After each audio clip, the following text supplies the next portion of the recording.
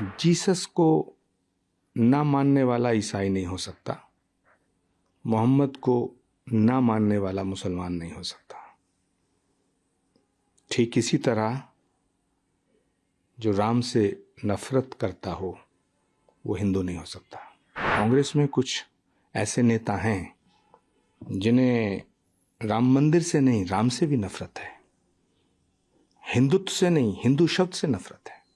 राम के बिना, सनातन के बिना न भारत की कल्पना की जा सकती है, न भारतीय लोकतंत्र की कल्पना की जा सकती है। जो राम का नहीं है, जो सनातन का नहीं है, वो भारत का नहीं हो सकता।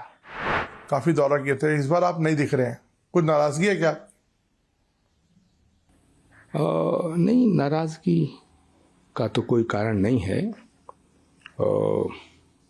हो सकता है उन्हें हिंदुओं के समर्थन की जरूरत ना हो,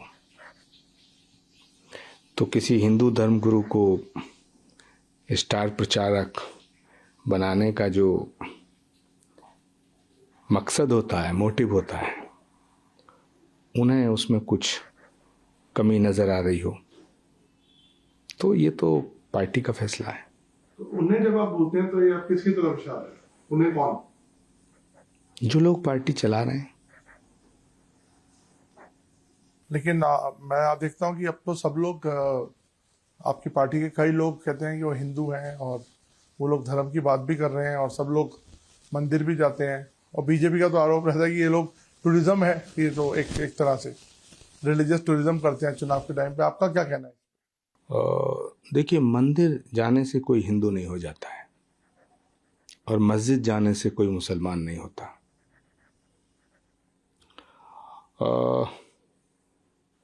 जीसस को ना मानने वाला ईसाई नहीं हो सकता, मोहम्मद को ना मानने वाला मुसलमान नहीं हो सकता। ठीक इसी तरह जो राम से नफरत करता हो वो हिंदू नहीं हो सकता। कौन नफरत करता है? सारी दुनिया जानती है। राम मंदिर को रोकने के जो प्रयास हुए,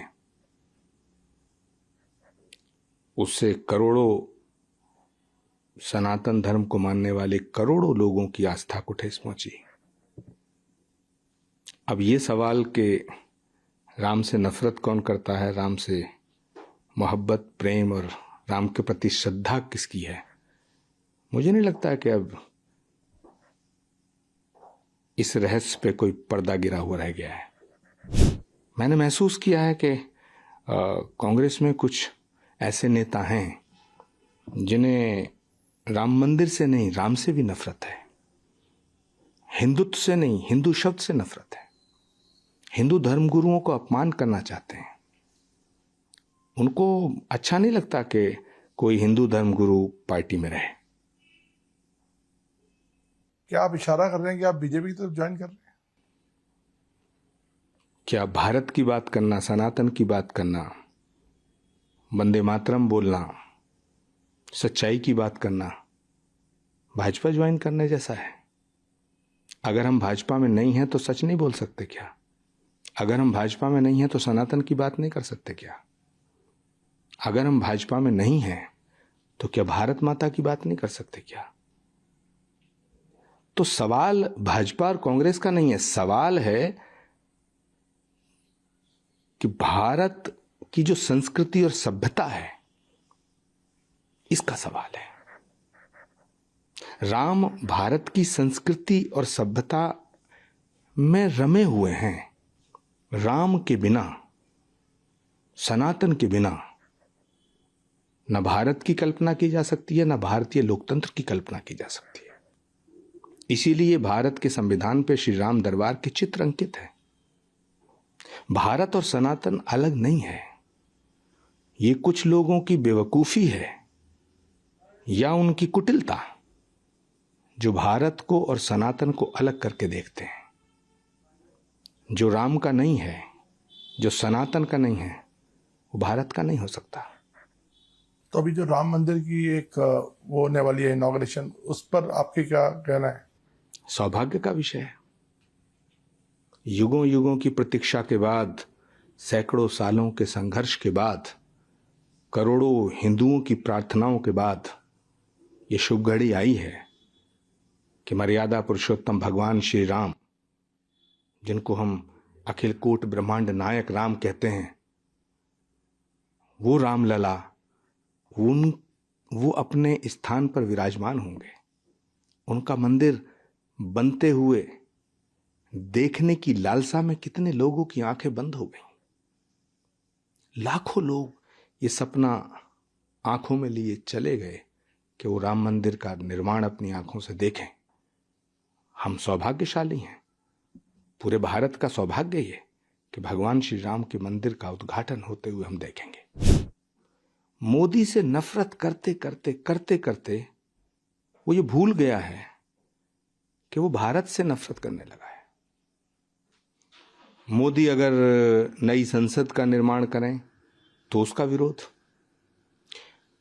धर्म दंड स्थापित करें संसद में शेंगोल के रूप में, उसका विरोध, अगर किसी ट्रेन का नाम वंदे भारत रख दें उसका विरोध, नमो भारत रख दें उसका विरोध। मोदी की आलोचना करो, कौन रोकता है? प्रधानमंत्रियों की आलोचना हुई है और होती रहनी चाहिए। लोकतंत्र की खूबसूरती है कि प्रधानमंत्री के फैसलों की आलोचना होनी चाहिए, लेकिन प्रधानमंत्री से नफरत करना ठीक नहीं। नमो भारत का मतलब क्या है कि भारत को नमन, लेकिन नमो भारत का भी विरोध। तो मुझे लगता है कि मोदी से नफरत करता करता विपक्ष इतना कंफ्यूज हो गया है कि वो भारत की संस्कृति, भारत की सभ्यता, सनातन, सबसे नफरत करना शुरू कर दिया। हम मध्य प्रदेश में फिर दोबारा सरकार बनाएंगे, लेकिन सरकार बनाने का मतलब ये थोड़ी कि मैं सनातन का विरोध करने वालों का समर्थन करूं। जो लोग सनातन को मिटाने की बात कर रहे हैं, मैं उनका साथ नहीं दे सकता हूं। जो लोग हिंदू धर्म को मिटाना चाहते हैं, जो भारत की एकता के खिलाफ हैं, जो भारत को जातियों में विभाजित करना चाहते हैं, भारत का विभाजन धर्म के नाम पर एक बार हो चुका है और उस विभाजन की विभीषिका का जो जख्म है भारत की आत्मा पे अभी तक ताजा है। विभाजन जातियों के नाम पे हो या धर्म के नाम पर, विभाजन विभाजन होता है। तो भारत का एक विभाजन धर्म के नाम पे हुआ।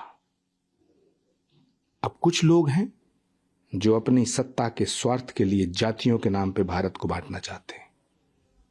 हो सकता है इससे किसी एक पार्टी को फायदा हो जाए, हो सकता है किसी, लेकिन